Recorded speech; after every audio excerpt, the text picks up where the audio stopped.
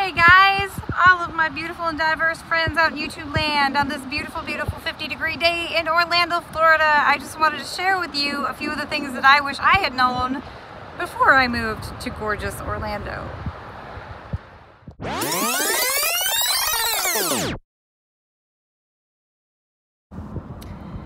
Hola to all of my beautiful and diverse friends out in YouTube land. I am actually on my way to the bank and to run a couple of other errands, and I thought I'd have a little chit chat with you. Tomorrow I'm actually doing a vlog at Disney's Beach and Yacht Club, or Yacht and Beach Club, however you like to say it. But there's a few things that I wish I would have known before I moved to Florida that no one told me. So I'm going to tell you. Thing number one.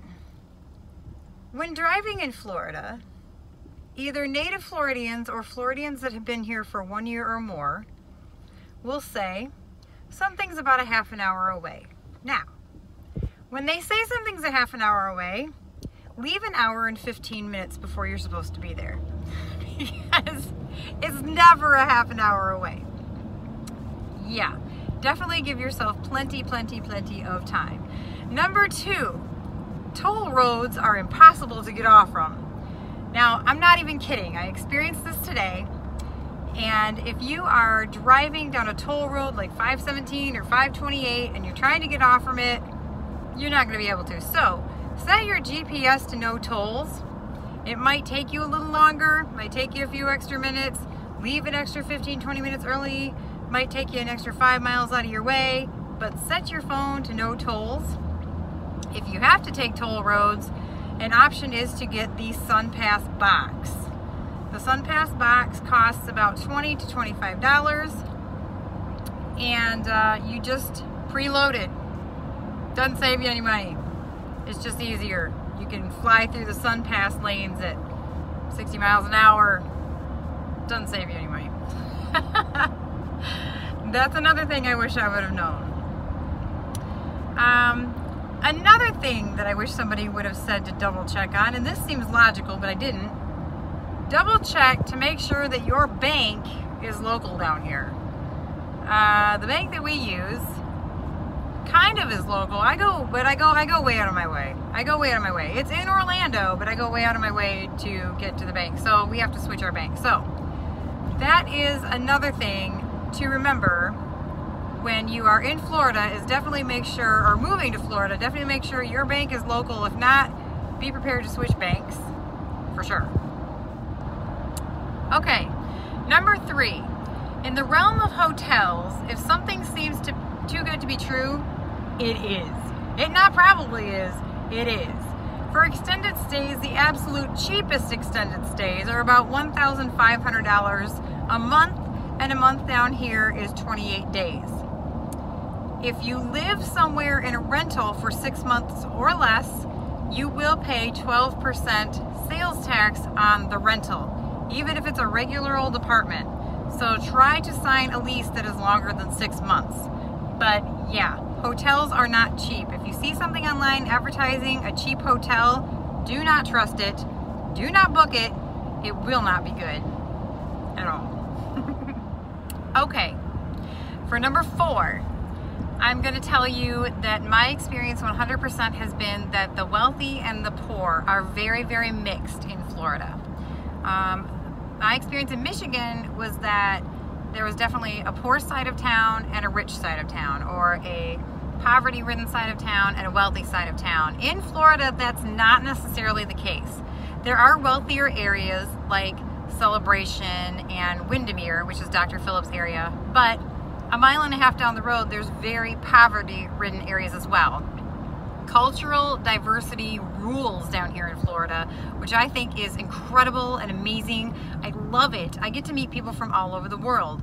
But you, as a person, definitely will be a very small fish in a very big pond. So be prepared to be very tolerant, understanding, loving, and know that everybody is intermixed down here, and there really aren't any rules as far as that goes. Okay, number five. it's not always warm in the wintertime here. Down here right now, it's like 49, 50 degrees. I'm not complaining because my friends up north in Michigan are literally freezing their buns off. Like, everybody's gonna have to have their heat on like 87 in the house to survive in Michigan right now. Temperatures are getting to like 10 degrees, 20 degrees, 30 degrees below zero with wind chill factors, but it gets cold in Florida in the wintertime. So if you're moving down here to have glorious, sunshiny, super warm weather year-round, you should probably go a lot more south. Maybe Brazil, because Florida's cold in the wintertime. And I don't just mean for a couple of hours, I mean sometimes for days on end. So even though it is absolutely glorious compared to the north, don't plan on it being 70 to 80 degrees all winter long, because it is not. Okay, number 6 is a little tip. When looking on Craigslist, Zillow and Trulia are a little different, but I'm talking about Craigslist right now. When looking on Craigslist, this is another, if something seems too good to be true, it is. Not probably is, it is. And if there's no address and no phone number, you've probably got yourself a scammer. That's right, kids. Do not answer ads that only have an email, or be very leery of those that have an ad with an email or a very far away area code. Now, I'm not saying that there's not property owners that are from outside of Florida. There are exceptions to the rule, but as a general rule, if you are looking on Craigslist ads, if you see a gorgeous 3-bedroom home for rent in Windermere for $620 a month, it's a scam. And if you find ads that have only email as response, especially only Craigslist email, and some of them have AOL Outlook, yeah, it's a scam. So if there's no phone number and there's no address on email, just don't even go there at all. Okay, number 7. Are we on number 7? I think we're on number 7. Number 7 is that it is hard to find an apartment or house in Orlando. I'm not even kidding. If you have a low credit score, it is going to be even harder. If you have a credit score of 600 or higher and you don't have any like past evictions or foreclosures, you're probably not going to have too hard of a time with the complexes and things like that. But they are really, really big on credit scores down here. And that also leads me into the fact that with rentals, 90% of the time you will pay first month's rent, last month's rent, and security deposit. Not just first month's rent, security deposit. Where I'm from, in Southwest Michigan, for the most part, it's first month's rent, security deposit. Ain't happening down here. You will definitely be paying first month's rent, last month's rent, and security deposit. And if your credit score is lower, number 1, look for a private landlord. Just don't mess with anything outside of a private landlord, but plan on your security deposit being higher. This is absolutely going to be the case in Orlando. If you found an exception to that rule, you found a very small needle in a very big haystack. Okay, number 8. I think number 8. When I edit this, I'll find out. Anyway, the highways are crazy. Highways are crazy everywhere in the States, everywhere that I've been anyway, but Orlando's a whole different beast. They have something that I call and Ryan calls getaway drivers, okay? You will be rolling down 517 or 528 or I-4 or 192, and all of a sudden someone will pass you at 110 miles an hour and barely miss you. I've even seen somebody get clipped with somebody going about 100 miles an hour in a Cadillac.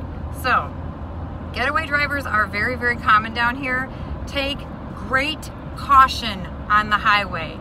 Keep your seatbelt on and make sure that you take every precaution you can to keep yourself safe on the highways, because these highways are crazy.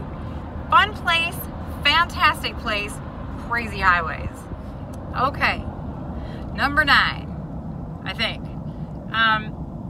This is definitely not a small town. And if you're coming down here for a job, if you found a job down here, do a temporary rental or extended stay while you're looking. Don't rent anything sight unseen, and don't plan on living right next door to work, because it's not going to happen. So if you have a job down here, either A, come down beforehand and seek some things out and look at some rentals, or B, Come down, stay in an extended stay or an Airbnb or a VRBO, home away, anything that you can find like that that works for you and your family, and look around. Take your time to look around, because it's going to take you time, especially if you're trying to look for an apartment in your neighborhood or your neck of the woods as to where you're in conjunction with where you're working. It's going to take you time. So definitely plan ahead and plan smart, because I don't know anybody down here that lives across the street from where they work. And finally,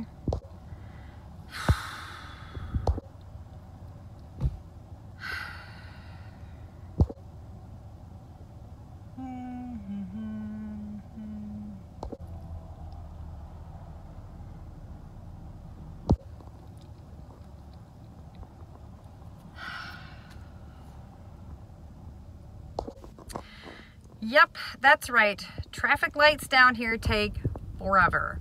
And I don't mean kind of forever. I don't mean kind of long forever. I mean, they take forever. Like, I probably could have written a novel in the time that I have sat at traffic lights here in Orlando, Florida. Everything takes a little longer. The DMV, is it possible for the DMV to take longer? I don't know. But it seems to down here. Grocery store lines, everything moves a little slower. Everything takes a little longer. So just definitely bring your patience with you. That being said, I cannot complain. My friends up north are freezing in below 0 temperatures, and even though it's 50 down here, the sun is shining and the sky is blue. Hopefully you can see that, yeah. And it's amazing, and I cordially invite you to come down and visit, to which most of these tips will apply, or move down here, to which pretty much all of these tips will apply, and just come enjoy this amazing, wonderful, incredible state and city of Orlando. Anyway, one other thing, I have to change my catchphrase, which is flip-flops and lollipops, kids. I found out there's actually a pediatrician down here that's called Flip-Flops and Lollipops Pediatrics. So, because I want to get a t-shirt made with my catchphrase on it, to kind of advertise my channel, I changed my phrase up a little bit. So the new phrase is, keep your flip-flops sandy and your cotton candy. And I'll explain that phrase soon as well. But that's so if you hear me from now on say, keep your flip-flops sandy and your cotton candy instead of flip-flops and lollipops, there is a reason why, and I'll tell you very soon. But part of the reason is because there is a pediatrician called Flip-Flops and Lollipops down here. And as I grow my channel, I don't want to get in trouble for that. So anyway, kids, from now on, it's keep your flip-flops sandy and your cotton candy. I'll see you again soon when I do the Disney's Yacht and Beach Club vlog. Until then, everybody, bye.